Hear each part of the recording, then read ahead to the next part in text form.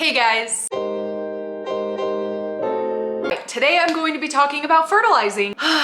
I think fertilizing is one of the most intimidating aspects about keeping houseplants, especially as a beginner. I don't know what it is, but I got a bunch of plants in the beginning and then out of nowhere I started to feel overwhelmed about the fertilizing aspect of it. We build it up to be more than it is in our brains, at least I did. I'm assuming some other people feel that way as well. That's why I'm going to be talking about fertilizing, specifically fertilizing like for beginners. And I do just want to say this is my opinion. I'm just going to be telling you my process or how I've kind of navigated fertilizing my plants in the most simple way possible, in my opinion. Again, I am not a scientist. I'm not a botanist. I am not. If you disagree with me, that's okay. You can politely state so in the comments and why, and then maybe there's a fungus gnat. State what you do or what you have found to be correct. That's the way we can all help each other learn, you know? Let's help each other learn how to keep our plants alive. Before we get into feeding our plants, let's talk a little bit about feeding ourselves, our own bodies, because we're important too. Which brings us to the sponsor of today's video, Schoolyard Snacks. Schoolyard Snacks is a new brand that has recreated junk food and sweet tooth favorites without all the carbs and sugar. They've been in such popular demand that they've sold out 4 times already, and now they're finally back in stock. Do my best to keep a healthy, balanced diet, and sometimes having those sweet and salty snack cravings can get in the way of that. So their cheese puffs are my favorite. By far, my favorite are the fiery hot ones. And when I'm craving something sweet, which does happen even though I prefer salty, I have enjoyed their cereals as well. I just eat them straight out of the bag. I don't even mix them with milk or anything. So far, I've tried the peanut butter and cookies and cream flavors, which are both delicious. The peanut butter, you guys, it's so good. As someone that doesn't eat meat, it's also very nice that their snacks are high in protein, so I can just add in a little bit extra protein while I'm snacking. Schoolyard Snacks makes delicious snacks without the extra carbs and sugar. You deserve great taste without the guilt. So Schoolyard Snacks is offering you 10% off a one-time or subscription order and free shipping when you use my code and my link in the description box below. They are so confident that you'll love the taste that they offer a 30-day money-back guarantee on all orders. Thank you, Schoolyard Snacks. All right, so that's it for our bodies. Let's get back into feeding our plants. First, I do think that one of the most overwhelming parts of fertilizing plants is there are so many different fertilizers on the market. So many. Here are just a few of my favorites. Actually, these are my favorite fertilizers and the ones I'll continue to use going forward, from favorite to like least favorite, but they're all favorites. So first off, where'd it go? Where'd it go? I had it somewhere here. Oh, and I'll have all of these linked in the description if you'd like to try them out for yourself. Right in front of my face. Okay, so my number one favorite is Liquidirt. This is kind of a new find for me. I've been using it for 4 or 5 months now. Liquidirt, let me tell you a little bit about Liquidirt. This is all-purpose plant food. It says so on the bottle. It is a naturally organic nano powder. So how it works, you order this pouch, which is actually full of like a black powder. According to the directions on the back, it has all of the mixing instructions here. You add some water to the pouch and you end up with a concentrate. So you can hear there's liquid in here. This is my concentrate. I then add some of this into another thing of water and that becomes my mix. So I'll add a little bit of that mix into the watering can or whatever I'm using to water my plants, my watering bucket when I'm bottom watering, or even into the bathtub as you've seen in some of my videos, which is why I really like this. I can use it when I'm top watering and bottom watering, and it makes it really easy and straightforward. I don't really have to put much guesswork into it, although I will say that mixing the powder to the concentrate to the mix is a little bit annoying, but it's definitely worth it, and that's kind of a one-time thing you only have to do every month or so. It lasts a long time, so you only have to do that every so often. And then after that, it's really straightforward. But like I said, the mixing instructions are on the back and this is exactly how I follow it. And I will say the number one thing I've seen with this, since I started using this, my Hoyas, I had like 8 different Hoya varieties bloom this summer. I'll insert some photos of some of my Hoya flowers that I got to bloom using Liquidirt.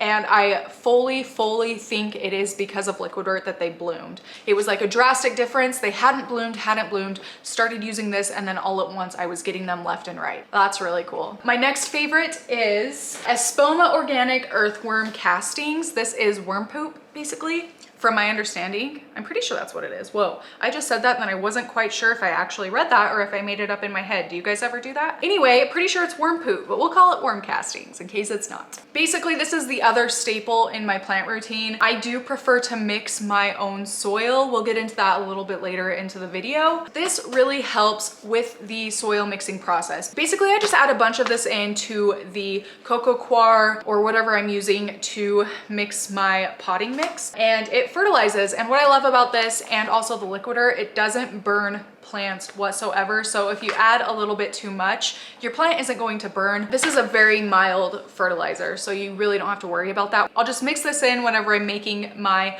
potting mix. Every few months from that point forward, I'll just go ahead and sprinkle a little bit of this on the top of my potting mix. The one thing I will say is if you're strictly a bottom waterer, I do kind of go back and forth. I prefer bottom watering, but sometimes my plants just need topped off. You know, that's just how it is. I'll go ahead and water from above. So if you are somebody that top waters, I think this is a really excellent option. You can go around like every month or 2 months or so and sprinkle a bit of it at the top of the potting soil, and then as you water your plants, it'll like water it down into the soil and feed the root system. So just an example of how I use worm castings.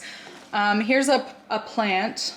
Here's a plant that I didn't repot because it is from a local nursery and I do know what potting soil they use. So kind of depending on where you buy your plants, nothing I say is absolute. There's a bit of a gray area.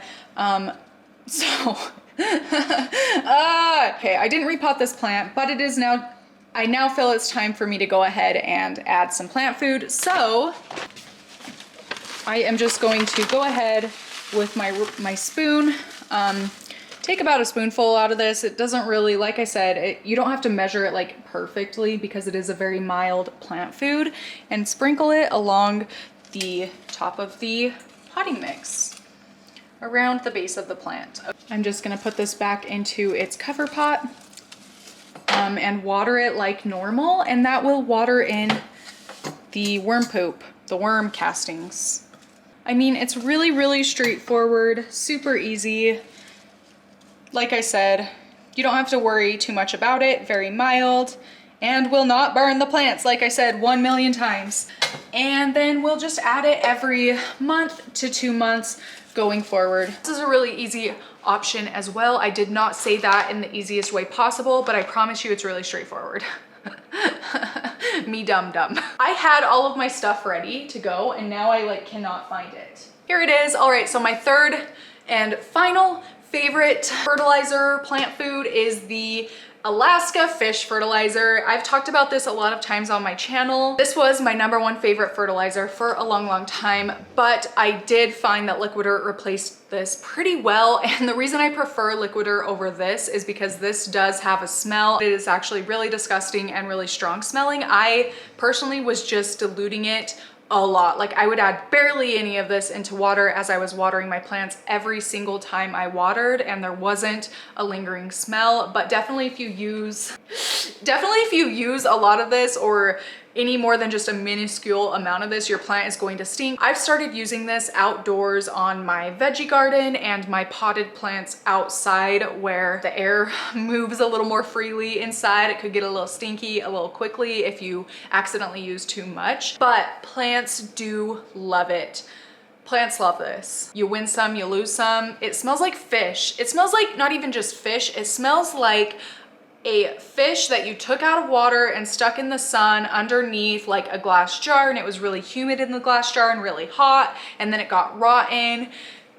That's what this smells like. So yeah, so that's why this is my third favorite. It's stinky, but plants love it. So again, it's a trade-off. I've said that a lot of times. I just want to let you know how stinky it is. It's very stinky. When I was using this, my dogs showed more interest in my plants potting soil. So if you have pets, this also might not be a good option for you.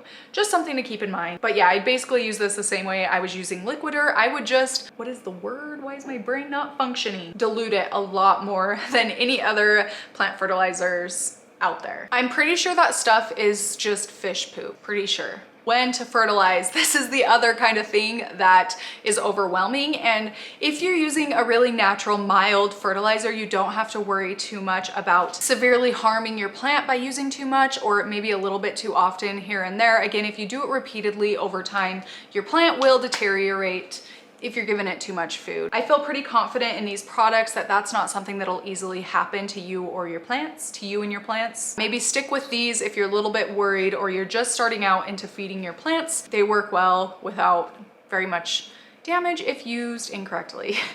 Okay, now let me talk about something else. Let me get my brain together. Basically, my routine for watering plants, like I said, it does vary and it depends on where you buy the plant, if you repot the plant right away or not, if you keep it in the soil that the place had it in. There is some guesswork to it for sure, which is why I prefer to mix my own potting soil as well as pot my plants in my own soil mixture pretty much right away. I know a lot of people don't really agree with that and think that we should wait to repot, but that's just my system. Plant fertilizer is a big reason why I prefer to repot my plants in my own soil mix right away. That way I know exactly what I'm giving my plant and what kind of a schedule I need to keep it on going forward, if that makes sense. If you do use a pre-bagged mix, I highly recommend the Sungrow Black Gold Orchid Mix. Then I add a little bit of extra additives to this like perlite, pumice, leca balls, whatever, just depending on the kind of plant I'm potting up. I will have an updated soil video coming out here in the next few months, so be on the lookout for that if you want to know what I prefer to do for my plants,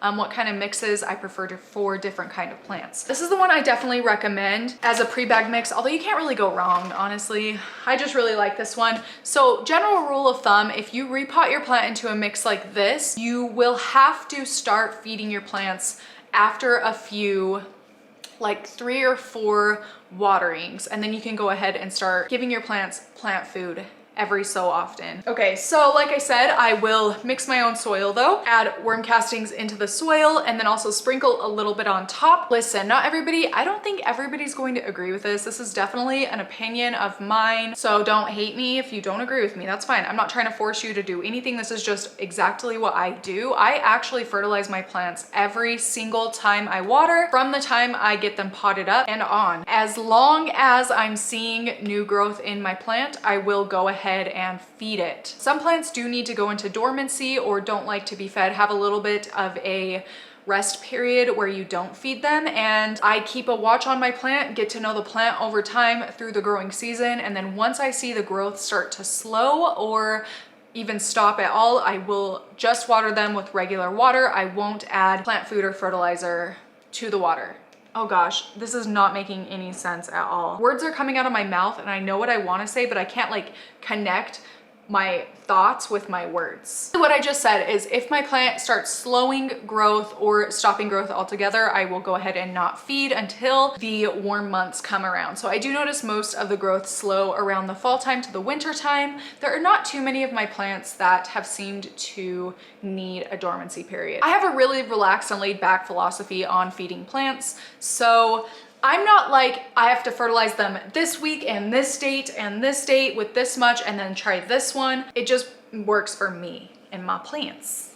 So that's why I keep it this way. And it doesn't stress me out anymore. Although in the beginning, I remember being super stressed. Just kind of watch each individual plant and what it's doing. If a plant is blooming, I'll continue feeding it. Yeah, that's basically it. That's really simple. But it really is just a matter of getting to know your plants. Like really, that'll help solve a lot of the problems, a lot of the guesswork that goes into plant keeping once you get to know them and their habits, their growth habits. Introduce yourself, tell them a little bit about yourself, and then let them tell a little bit about themselves. And listen real good. Listen and look real good. What I'm saying is totally all over the place, but I just want you guys to know that you can do this. It's not super easy to mess up. Go with your gut, do what you feel, don't overthink it. The more you overthink it, the more overwhelming it's going to become. We want our plants to be a hobby, not a chore. I do feed them every single time I water. Of course, during the colder months when there's not as much light outside, I do dilute the